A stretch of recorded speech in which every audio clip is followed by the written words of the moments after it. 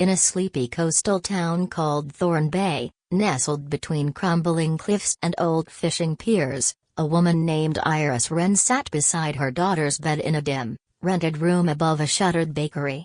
The scent of salt and cold night air drifted through the cracked window. A single lamp glowed beside the bed, casting soft shadows across the room. Her 8-year-old daughter, Mira, slept soundly, peaceful, unaware, save for now. Iris, 37, used to believe that family was forever. That no matter what happened, the people who raised you would protect you, stand by you. That belief had been stripped from her in layers over the last 2 years, peeled away like bark from a tree until she was left raw and exposed. Her story hadn't always been this lonely. There was a time when Iris lived in a house full of laughter and warmth, where her husband, Owen, would sing to Mira in the kitchen while dinner sizzled on the stove, where the world made sense. But that version of her life ended the day she received a phone call that shattered everything. She still remembered the sound of the phone ringing that morning, shrill, slicing through her half-sleep like a knife. The voice on the other end was calm, clinical. "Mrs. Wren? This is Southwell Memorial Hospital. I'm sorry to inform you that your husband, Owen Wren, was in a fatal accident this morning. He didn't make it." The words dissolved her world in seconds. The mug in her hand slipped and shattered on the floor. Her knees buckled. Her breath turned to ice in her lungs. From that moment on, survival became her mission. Not for herself, but for Mira, her bright, gentle daughter who was born with a neurological condition that made her movement clumsy and slow, her coordination inconsistent, her speech sometimes delayed. Mira needed therapy, care, and above all, love. Iris had expected support. She thought her parents, Marla and Theo Wren, would be her anchors in the storm. She was wrong. From the beginning, Iris's relationship with her parents had always been unbalanced. Her younger sister, Laura, had been the golden child, the rising star who did everything right. Laura had the beauty, the charm, the accolades. Iris was the quiet one, the steady one, the afterthought. After Owen's death, Iris returned to her childhood home with Mira, exhausted and numb, hoping for refuge. Instead, she was met with cold hospitality. Her mother had sighed dramatically at the door. "You've always been independent, Iris. You'll be fine." Her father gave her a stiff nod but no embrace. "I just buried my husband," Iris had said, stunned. "And we're grieving too," Marla had snapped. "Don't make this all about you." In the weeks that followed, Iris tried to be grateful. She tried not to flinch when Laura's name was mentioned like a magic word. She ignored the sideways glances whenever Mira struggled to button her coat or dropped her spoon. And when the life insurance money came through, a sum of $160,000, Iris thought maybe, just maybe, she could finally breathe.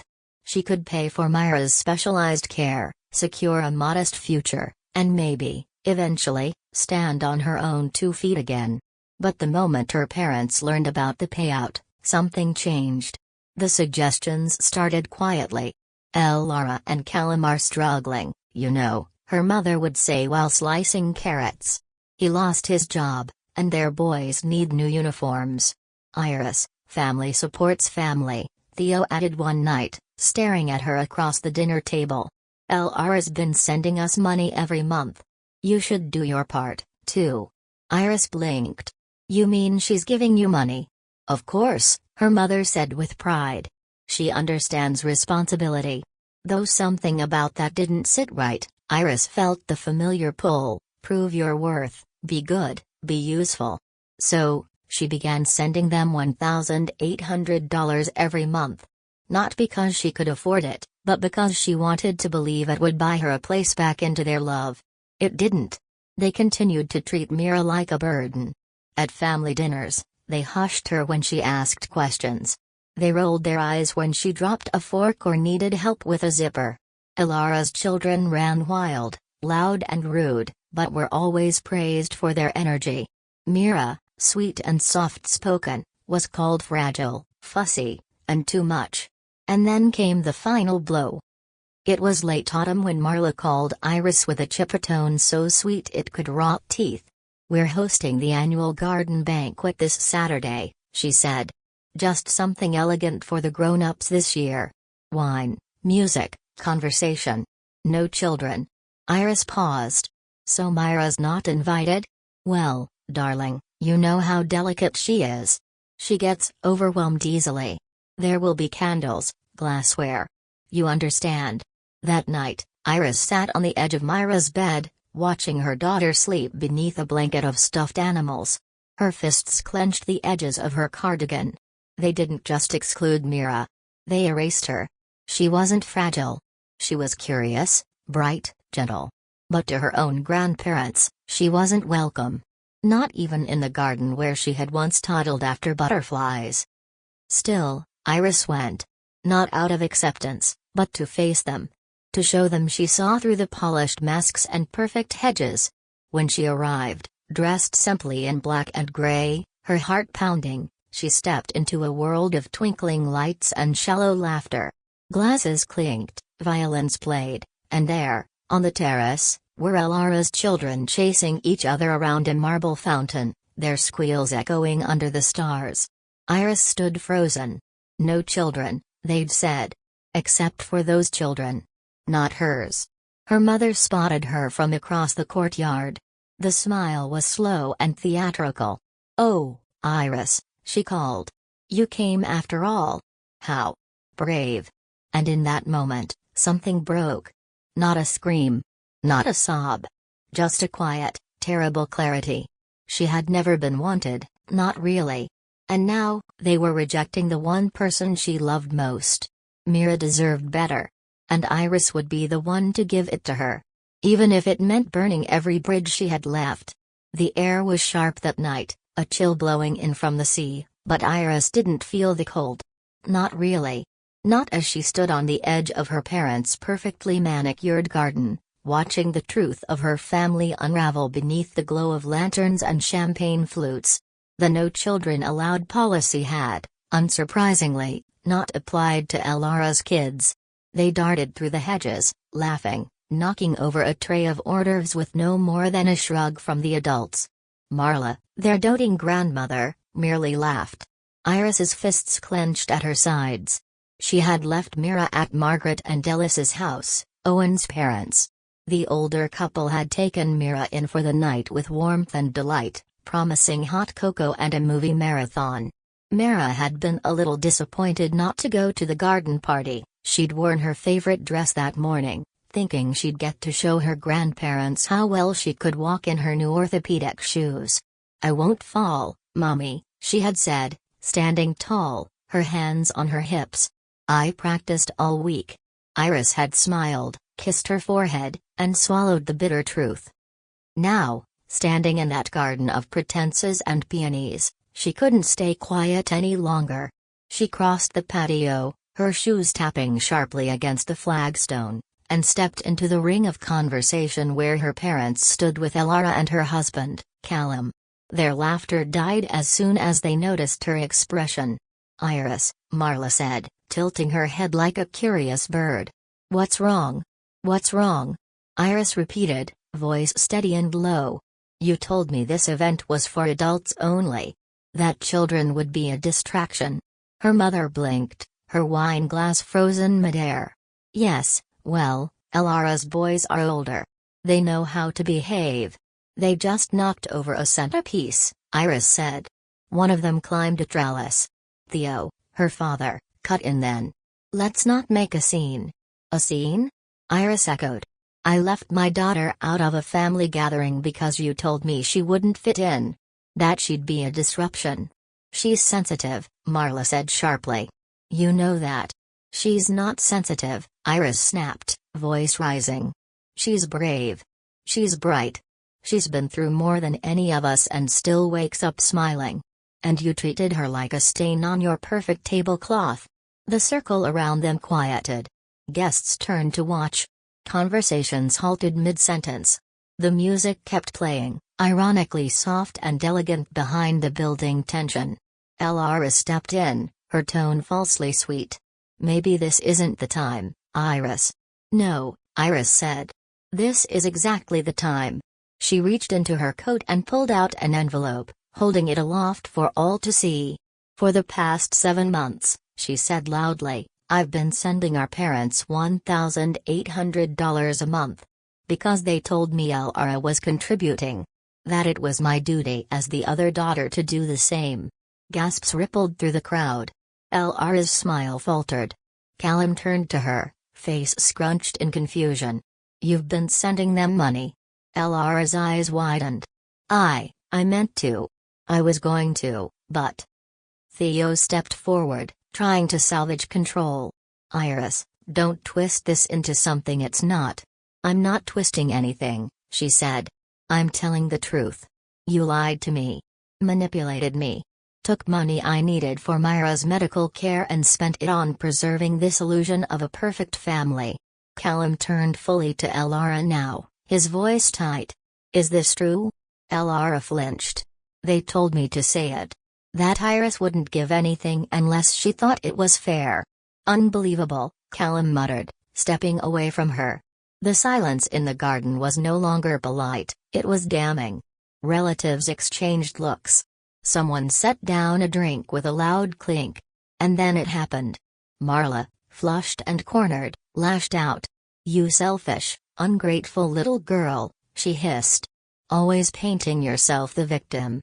Always trying to shame this family with your drama. She stepped forward, raising her hand before Iris could react. The slap landed like a whip crack across Iris's cheek. Gasps. A dropped wine glass. The music finally stopped. Iris reeled back, stunned, cheek burning. Her mother stood there trembling, eyes wide with fury and something else, fear. It wasn't just a slap. It was the end of a performance decades in the making. Aunt Celeste, Marla's older sister, was the first to move. She stepped forward, lips pressed into a furious line. That's enough, she said. I'm calling the police. What? Marla shrieked. Don't be ridiculous, Celeste. No, Celeste said, pulling out her phone. I should have said something years ago. Guests began murmuring, backing away from the scene. Some whispered apologies to Iris. Others just left. The spell was broken. Theo turned on his wife. You hit her in front of everyone. What the hell were you thinking? I was thinking of this family, Marla snapped, her voice cracking. She's tearing it apart. No, Iris said, straightening. I'm saving it, from you. The police arrived quickly, summoned by the weight of the witnesses and the severity of the situation.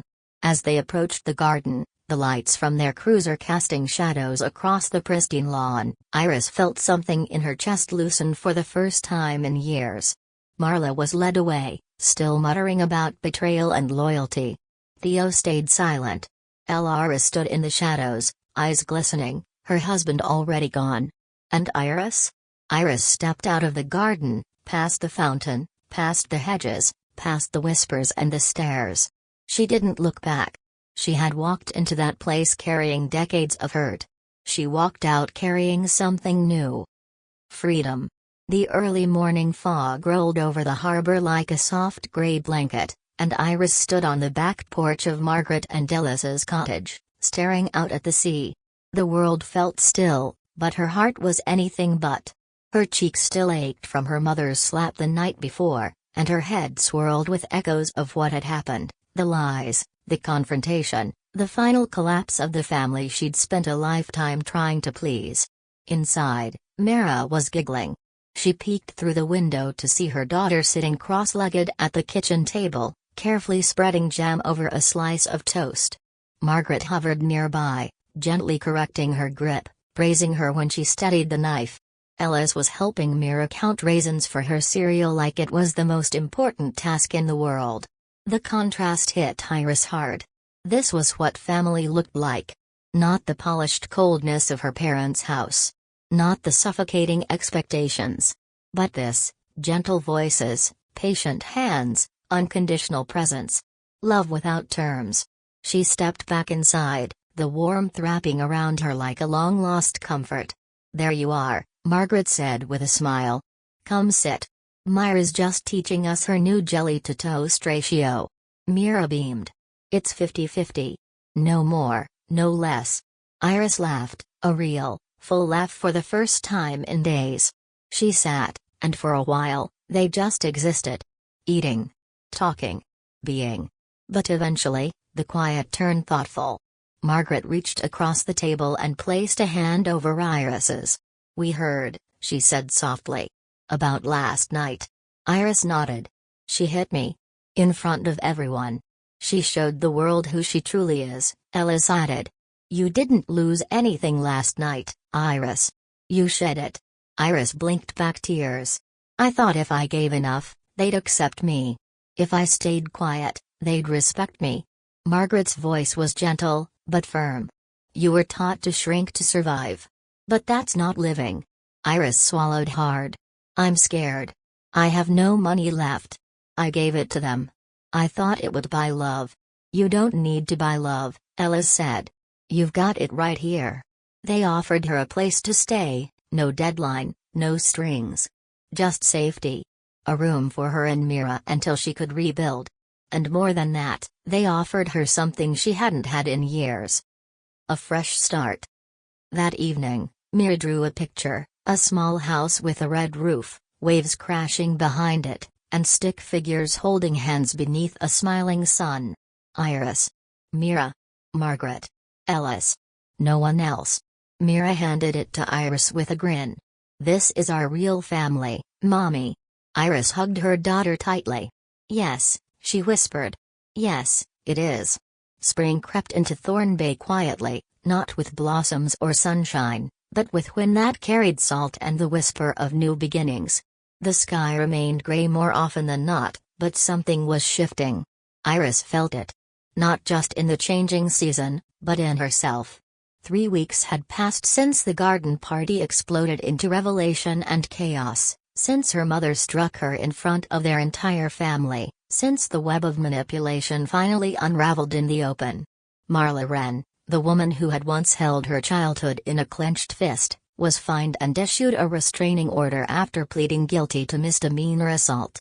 No dramatic courtroom showdown, no tearful apologies, just paperwork, silence, and distance. But Iris didn't need a performance. She needed peace. And Thorn Bay, old, tired, overlooked Thorn Bay, was finally giving it to her. Margaret and Ellis's cottage had become a sanctuary. Mira had claimed the cozy attic room, where sunlight filtered through a round window and illuminated the shelves of children's books Margaret had saved from when Owen was a boy. Mira spent her mornings drawing elaborate worlds and her afternoons walking the shoreline with Ellis, who taught her the names of every seabird they saw. She grew stronger, more confident in her steps, her voice, her joy. And Iris? She was beginning to remember who she had been before she became a caretaker, a ghost in her own family's narrative, a daughter who had spent her entire life trying to earn a love that had always been conditional. She helped in the kitchen. She took long walks. She wrote. It started as a private outlet, late nights spent scribbling in a leather-bound journal. But one evening, after Mira had fallen asleep and the house was quiet, Iris opened her laptop and began typing. She created an anonymous blog. The hollow vine, a name inspired by something Ellis had once said about Marla, she's like a vine that climbs the tallest walls but leaves nothing blooming behind. Her first post was raw, simple, and unpolished. A reflection on being exiled by blood, on having to choose her child's dignity over her parents' comfort. She didn't expect anyone to read it. But by morning, her inbox had 4 messages. Then 20. Then 70. They came from women in different towns, different lives, but all echoed a familiar pain. I thought I was the only one whose mother turned cold when she needed her most. You put into words what I've never dared to say out loud. I've been giving my parents money I can't afford for years. And they still treat me like I'm never enough. Each comment, each message, felt like a hand reaching through the fog. Iris responded to as many as she could, often with tears blurring the screen. She wasn't just surviving. She was connecting. And in those quiet, flickering moments of solidarity. She felt something return, purpose. It was a rainy Thursday when Elara showed up. Iris had just finished folding laundry when she heard the knock, sharp, hesitant. She opened the front door to find her sister standing on the porch, coat soaked, hair clinging to her cheeks, eyes puffy. "Elara?" Iris said, stunned. "Hi," Elara whispered. I heard you were staying here." Iris didn't move for a long moment. Then she stepped aside. "Come in." They sat at the kitchen table, familiar and foreign all at once. The same table where Amira had once carefully demonstrated the jam-to-toast ratio. The same table where, days ago, Iris had helped Margaret write out a grocery list and taught Mira to count in French. Elara stared at the mug Margaret placed in front of her, untouched. "I needed to see you," she said. "I needed to say something." Iris waited. "I'm sorry," Elara breathed. "For everything. For lying. For standing by while Mom and Dad pushed you around. For letting you carry all the weight while I got to be the favorite." She blinked back tears, but Iris didn't speak. "Not yet," Elara continued. "I let them use you. I let them erase Mira. I knew it wasn't right, but it was easier to go along with it." "Why now?" Iris asked. Elara hesitated. "Because Daniel left." Iris's eyes widened. "He took the boys," Elara said quietly. "When he found out about the money. The lies. He said I was becoming someone he didn't recognize. Someone selfish. Shallow. He's right. I didn't just betray you, I betrayed myself." Silence stretched between them like a taut rope. "I don't expect you to forgive me," Elara said. "I just wanted to look you in the eyes and admit I was wrong."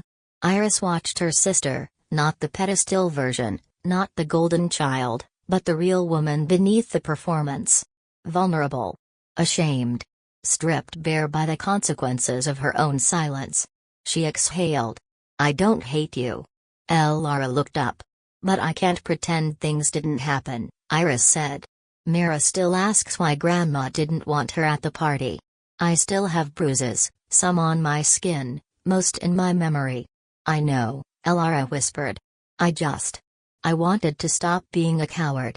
For the first time in their lives, Iris saw a spark of something she had never seen in her sister, humility. She nodded. "Not in forgiveness. But in recognition. We can start there," she said softly.